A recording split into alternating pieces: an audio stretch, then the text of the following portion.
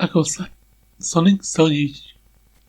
Sonic si práve dával cheerleadery, keď mu do izby vošiel Tails a spýtal sa ho, či by nechcel byť znovu malým chlapcom.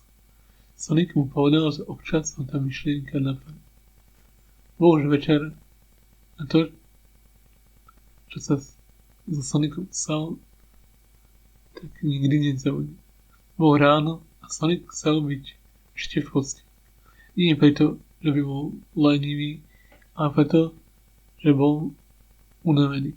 Dlho ponocoval. A tak sa musel o nejakú tú hodinu viac pospať. Keď už sa pozberal z postele, tak si uvedomil, že je kratší. Vyšiel ku zrkadlu a uvedomil si to. Ovládol.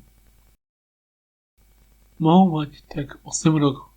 Po víkend a aspoň nikto ho tak nemohol vidieť.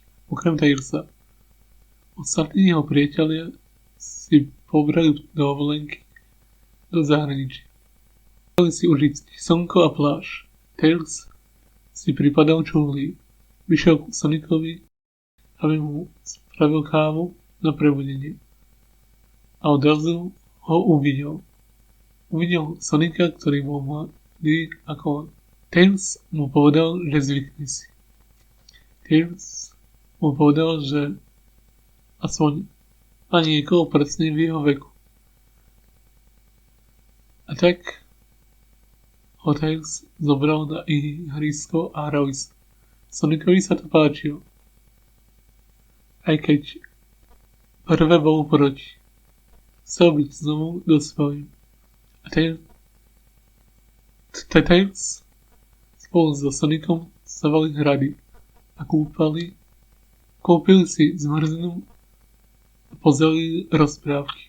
Sonicovi sa to začalo páčiť. Už mu ani nevadilo, že je znovu dieťa. Bol večer a Sonic tvrdo zaspal. O pár sekúnd začal sadnúť do svojho veku. To všetko doprevádzali hviezdičky. Sonic sa odrazu zobudil. Už bol dospelý.